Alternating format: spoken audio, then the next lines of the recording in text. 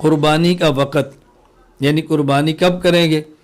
جہاں عید ہے اور جہاں جمعہ عید ہوتی ہے تو قربانی کا وقت عید کی نماز کے بعد ہے۔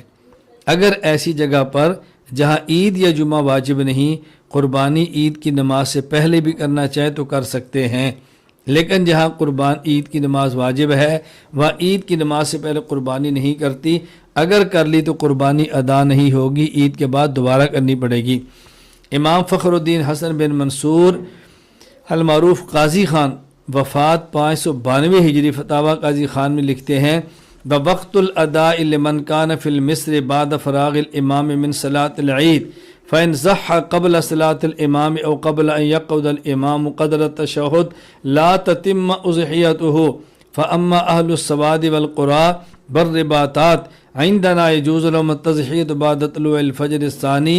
من اليوم العاشر من ذی الحجہ، کہ جہاں عید کی نماز ہے وہاں عید کی نماز سے پہلے قربانی کی تو قربانی ادا نہیں ہوگی، اور جو دیہات والے اور میدان جنگ میں پہرے والے جہاں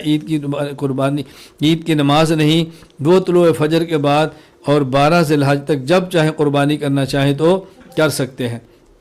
دلیل صحیح بخاری کتاب الاضاحی باب ذبح بعد الصلاۃ،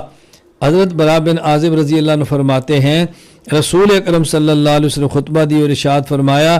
ان اول ما نبدأ به من یومنا ھذا ان نصلی ثم نرجع وننحر، آج کے دن ہمارا پہلا کام یہ ہوگا ہم عید کی نماز پڑھیں گے، پھر واپس جائیں گے اور قربانی کریں گے۔ فمن فعل فقد اصاب سنتنا، جس نے اسی طرح قربانی کی، پہلے عید پڑھی پھر قربانی دی، اس نے ہمارے طریقے کے مطابق چلا۔ ومن نحر فانما هو لحم يقدمه لاهله ليس من النسك في شيء، اور جس آدمی نے عید کی نماز سے پہلے قربانی کر لی تو اس آدمی کا ہم سے کوئی تعلق، یعنی اس نے ایک ایسا کام کیا کہ جیسے عام دنوں میں ذبح کر کے گوشت کھا لیتے ہیں، اس کا قربانی سے کوئی تعلق نہیں ہے۔